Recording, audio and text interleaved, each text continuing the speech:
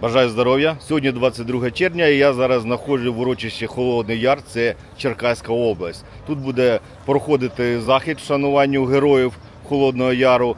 Недаремна назва нашої 93-ї бригади Холодний Яр, бо у нас тут реально усі герої. І я хочу сьогоднішнім відео передати настрій цього заходу. Ви почуєте кілька цікавих історій і взагалі передати дух цього славетного місця.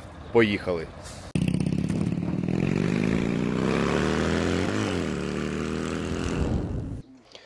Богдан Легоняк, керівник Національного природного парку Холодний Яр, співголова історичного клубу Холодний Яр. Ми зараз знаходимося на могилі славного отамана холодноярського війська Василя Чучпака. Відбуваються 29-ті заходи вшанування пам'яті героїв Холодного Яру і різних часів і епох. Ось сьогодні тут на могилі розпочинаємо цей захід.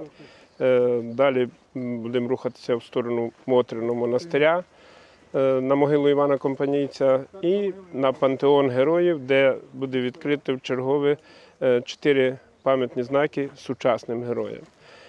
Ці заходи тривають практично безперервно, як сказав, 29-й, і ми намагаємося не забувати пам'ять наших славних дідів-прадідів, а тим паче зараз, у таку важку хвилину, коли у нас триває жорстока, страшна війна. Ми намагаємося пам'ятати, вшановувати тих, хто боровся і віддав своє життя за Україну. Розкажіть, чим знаменатне таке урочище Холодний Яр? Ну, Холодний Яр зараз це вже бренд національно-визвольної боротьби. Яку сторінку історії не гортаємо, тут завжди точилася боротьба за українську державу, беручи з тих давніх часів і до сучасності. Колись наші славні козаки, гайдамаки, холодноярці, зараз ми продовжуємо їхню справу, боремось, відвоюємо Україну. Республіка – це те саме, що зараз Холодноярська республіка, що зараз ЛНР, ДНР. Це була військово-політична організація, полк гайдамаків Холодного Яру, які чітко стояли на засадах Української Народної Республіки, завжди чекали вказівок зверху, відправляли своїх посильних у центр. І до кінця 1922 року тут діяла українська держава. Як москалі казали, що навколо буяє, розквітає радянська Україна, а Холодний Яр став центром, а Холодний Яр є націоналістичним або жовто-блакитним островом серед буйного моря радянської України. Тільки в кінці 22-го року більшовикам, як завжди, за допомогою зрад зуміли ліквідувати більшу частину холодноярських атаманів. І у 23-му році, на превеликий жаль, більша частина їх загинула у боротьбі у Лук'янівській в'язниці. Але залишились ті, які продовжували боротися. Про них написав свій знаменитий твір Василь Шкляр «Чорний ворон», де описав цю героїчну і трагічну історію нашого краю. І 26-й, 27-й, 31-й роки тут зникали партактивісти, зникали комуністи, і це якраз було продовження тої боротьби. Останні холодноярці, ну, по крайній мірі, одні з останніх, це були брати Блажевські, які 34-35 рік, троє братів гинуло один за одним. І вважається, що вони одні із останніх холодноярців, які віддали своє життя за Україну. Але цю славу цих дідів-прадідів підхопили і сучасні герої. Ви знаєте, що є Холодноярська бригада або 93-я окрема механізована бригада, яка носить почесне звання Холодний Яр. І до нас в Холодний Яр з'їжджається досить багато бійців різних підрозділів, аби надихнутися тою боротьбою, тою славною історією наших дідів-прадідів. Василь збирає нараду отаманів.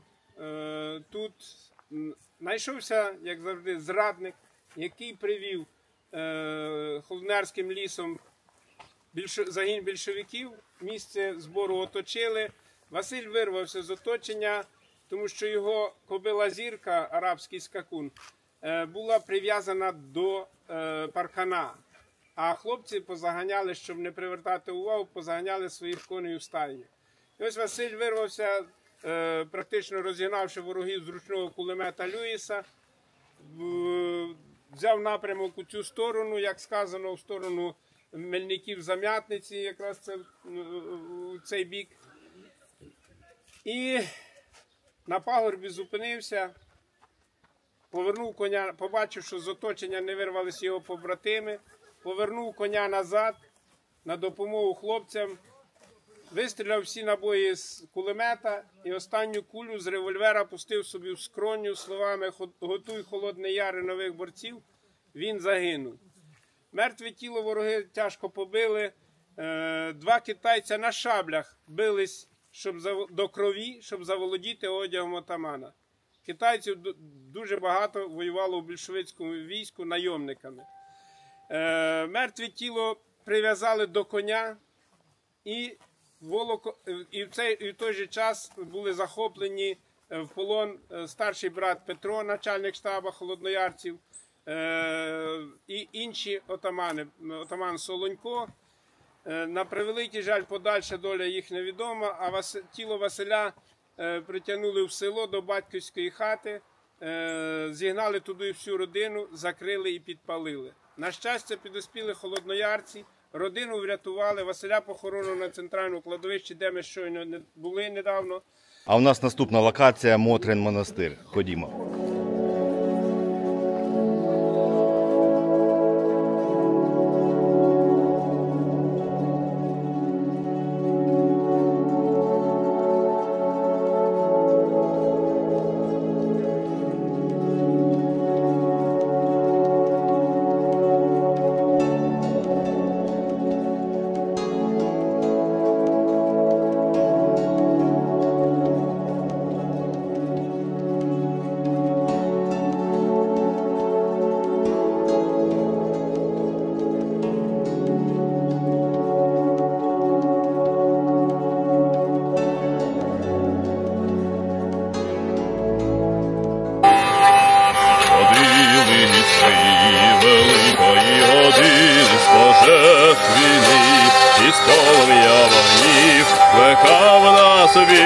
По втраті України зростив на зніг, і лють на ворогів, і ось ми йдем у бою життєвому, тверді, міцні, незламні, мов граніт, бо плач не дав свободи ще нікому, а хто борець, той здобуває світ.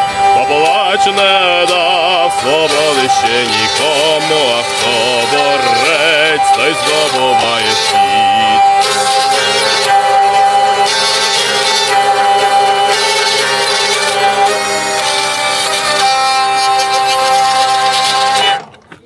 Ось так. Дякую. А розкажіть, хто ви і чому саме тут ви? Я лірник Михайло Гречкін, кобзар, бандурист, займаюся вшануванням героїв нашої історії та сучасності, долучаюся до меморіальних подій, того, щоб гідно вшанувати всіх воїнів сьогодення і минувшини. Що ви можете сказати про урочище Холодний Яр? Місце надзвичайно енергетичної сили для всієї української нації.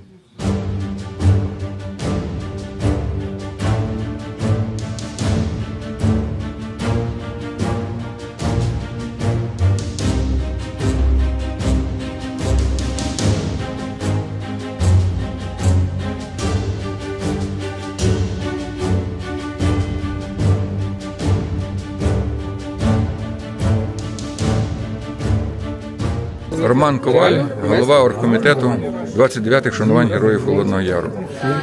Головною подією 29-х шанувань буде відкриття нових 4 пам'ятників нашим загиблим героям. Уже тут, на цьому пантеоні, ви можете бачити 12 пам'ятників. Серед них 3 герої України. Це Андрій Жованик, Да Вінчі і Хаммер. От. Є тут одна ще реальна могила героя України, герой Георгія Тарасенка. Ну і в центрі цього монументу ви бачите по полеглим 93-ї окремої механізованої бригади Холодний Яр. Тобто це якби центр нашого меморіалу, навколо нього все і відбувається. Запрошую до слова комбрига легендарної 93-ї окремої механізованої бригади Холодний Яр, полковника Павла Полісу. Пані та панове, побратими і посестри, вже вкотре я маю честь і привілей разом з вами у Холодному Яру вшановувати пам'ять полеглих побратимів. Безумовно, ніякі наші з вами дії і слова не піднімуть з могил наших полеглих героїв.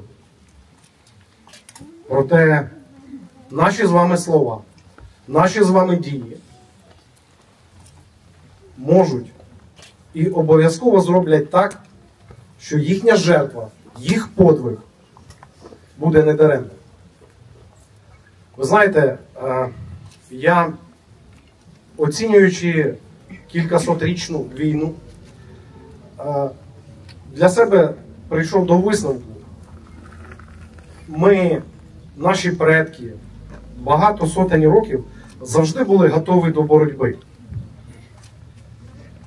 Ця боротьба забрала у нас багатьох і найкраще. Багато крові пролилось. Але, на жаль, протягом цього тривалого періоду ми не були готові до перемоги, як результату боротьби. Саме зараз у нас є унікальний шанс завершити цю важку кількасотрічну війну. Але її результат залежить від кожного. В ім'я пам'яті полеглих побратимів, в ім'я української держави, в ім'я українського народу, в ім'я того майбутнього, яке ми хочемо подарувати нашим дітям, нашим внукам. Готуймося до бою. Слава Україні! Героям слава! Важкий підійматися тяжко, я зберу свої сили докупи, та туман розлягається гучно, захищає тебе, як той купол, заховаєш шарах молока, та парний солодкий туман, там під ногу літо й зима, підготую ретельно свій план. Не чекатимеш, не заснеш, запечатана і замріяна, ласкотатимуть трави звірами, літо зимами, Боже, вір мене, забери мене над сузір'ями божевілля, Боже, вір мене, збережи мене над сузір'ями божевілля, Боже, вір мене, Боже, вір мене.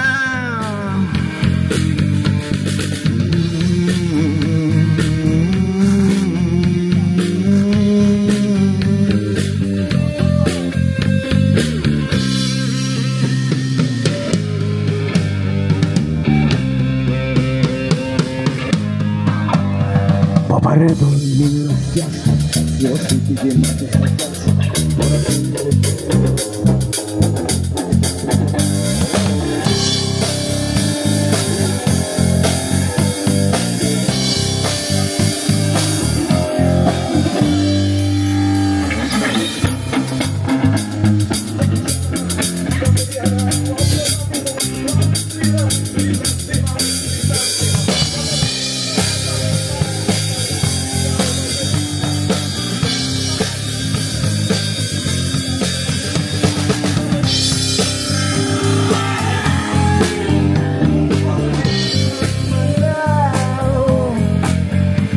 Боже, вір у мене, Боже, вір у мене. Боже, вір в мене. І завершую свій репортаж біля тисячорічного дуба Максима Залізняка. Цей дуб бачив дуже багато війн, які проходили в Україні, і бачив усі наші перемоги. І він побачить і нашу перемогу над російським загарбником. Бо ми непереможні. Нас можна знищити, але перемогти ніколи. Слава Україні, слава ЗСУ, а Путін – гандон. Слава Україні! Героям слава! Слава нації! Смерть ворогам! Україна! Понад усе! Україна! Понад усе! Україна! Понад усе!